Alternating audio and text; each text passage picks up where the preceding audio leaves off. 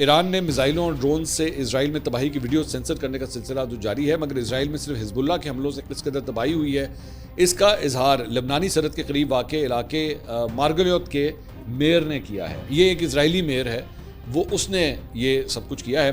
T V کے اوپر براہ راست یہ میئر جو ہے وہ انٹرویو دے رہا تھا اور اس نے کہا کہ یہاں پہ ہر چیز تباہ ہو گئی ہے، مگر کوئی بھی ملک اسرائیل کا ساتھ دینے کو تیار نہیں ہے۔ مارگلیوت کے میئر نے فریاد کرتے ہوئے مغربی ممالک سے کہا کہ تسلیم کرو کہ تم اس صورتحال سے نمٹ نہیں سکے، اور ساتھ ہی فریاد کی کہ اسرائیل کے لیے کچھ کرو۔ مطلب وہ رونا شروع ہو گیا، لائیو ٹیلی ویژن کے اوپر جو ہے وہ بیٹھ کے رونا شروع ہو گیا۔ دوسری جانب اسرائیل کے علاقے کریت شمونا کے میئر وہ بھی جو ہے وہ ایک میٹنگ کے دوران پھٹ پڑے۔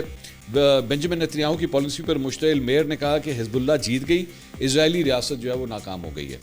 اجلاس سے خطاب میں میئر نے کہا کہ اسرائیل کا ایک شہر صفحہ ہستی سے ہی مٹ چکا ہے، 16,000 شہری جا چکے ہیں، بقیہ 10,000 اگر 10 روز بھی ٹھہرے تو بمباری میں صرف 10 ہی بچیں گے۔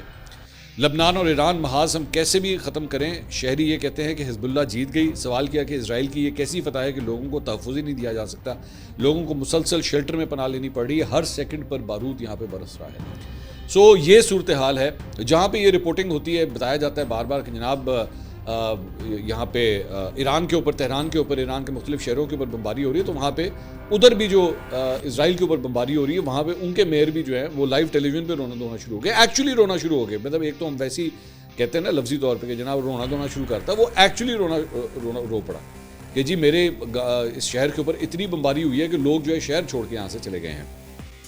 اس کے علاوہ اسرائیل کے اندر جو اپوزیشن لیڈر ہیں انہوں نے حکومت کے اوپر الزام لگایا کہ وہ بغیر کسی حکمت عملی کے بہت کم فوجیوں کو اس وقت جنگ کے اندر جو ہے وہ بھیج رہی ہے۔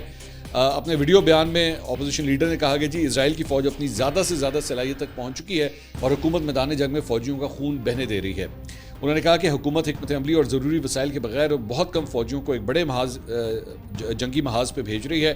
ریزرو فوجی تھک چکے ہیں اور اب وہ ہمارے سیکیورٹی چیلنج کا مقابلہ کرنے کے قابل نہیں ہے۔ یہ بیسکلی ساری گفتگو تب آئی ہے جب ملک کا جو چیف آف سٹاف تھا اس کی آڈیو ریلیز ہوئی ہے، میں نے پچھلے ویلاگ میں آپ سے ڈسکس کیا تھا۔ اس کے بعد وہاں پہ اسرائیل کے اندر یہ بڑے ریاکشن آ رہے ہیں کہ بھائی یہ حالت ہے، ہمیں تو بتایا گیا تھا جناب ہم نے یہ بھی اڑا دیا، وہ بھی اڑا دیا، اس کو بھی قتل کر دیا، تو ہماری تو اپنے فوجیوں کا برا حال ہے یہاں پہ، اور وہ کسی وقت بھی ہتھیار ڈالنے والے ہیں، وہ کسی وقت بھی کولیپس کر جائیں گے۔